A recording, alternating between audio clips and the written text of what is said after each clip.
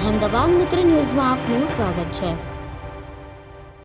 રાજસ્થાનના જેસલમેર જિલ્લામાં જોધપુર જતી એક ખાનગી બસમાં આગ લાગતા 20 લોકો જીવતા બળી ગયા અને 16 ગંભીર રીતે ઘાયલ થયા। મુખ્યમંત્રી ભજનલાલ શર્માએ જેસલમેર બસ અકસ્માતમાં ઘાયલોને મળવા માટે જોધપુરની મહાત્મા ગાંધી હોસ્પિટલની મુલાકાત લીધી। દરમિયાન પ્રધાનમંત્રી કાર્યાલયે જાહેર કરી કે દરેક મૃતકના સગાને પ્રધાનમંત્રી રાષ્ટ્રીય રાહત ભંડોળમાંથી રૂપિયા 2 લાખની સહાય મળશે। મુખ્યમંત્રી શર્માએ કહ્યું કે હું જોધપુરની મહાત્મા ગાંધી હોસ્પિટલ પહોંચ્યો અને જેસલમેર બસ અકસ્માતમાં ઘાયલો અને તેમના પરિવારોને મળ્યો। ડોક્ટર સાથે તેમની સારવારની સ્થિતિ વિશે પૂછપરછ કર્યા પછી મેં તેમને શક્ય તેટલી બધી તબીબી સહાય અને શ્રેષ્ઠ શક્ય સારવાર સુનિશ્ચિત કરવા સૂચના આપી। હું બધા ઘાયલોના ઝડપી સ્વસ્થ થવા માટે ભગવાનને પ્રાર્થના કરું છું।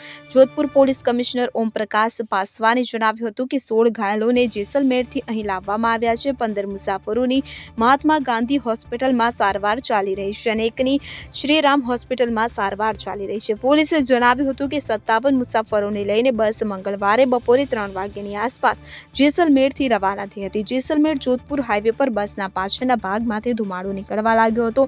ડ્રાઈવરે રસ્તાની બાજુમાં બસ રોકી દીધી હતી, જો કે થોડી વારમાં જ આખી બસ આગની લપેટમાં આવી ગઈ હતી। હેલ્પલાઇન નંબર પણ જારી કરવામાં આવ્યા છે।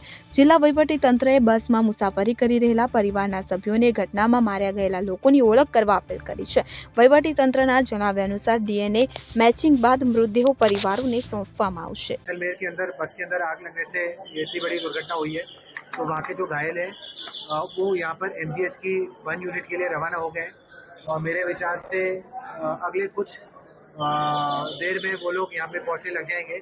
या एमजीएच में जैसे आप देख सकते हैं इनके ट्रीटमेंट की पूरी व्यवस्था है। यहाँ पे जो हमारी 1 यूनिट है सारे पूरे हॉस्पिटल पूरी तरह से रेडी है एंड पेशेंट्स को जो भी बेस्ट पॉसिबल केयर है वो दिया जाए। અહેમદાબાદ મિત્ર ન્યૂઝની યુટ્યુબ ચેનલને સબસ્ક્રાઇબ કરો અને બેલ આઇકોન જરૂરથી દબાવો, જેથી દરેક મહત્વના વિડીયોની નોટિફિકેશન તમને મળતી રહે।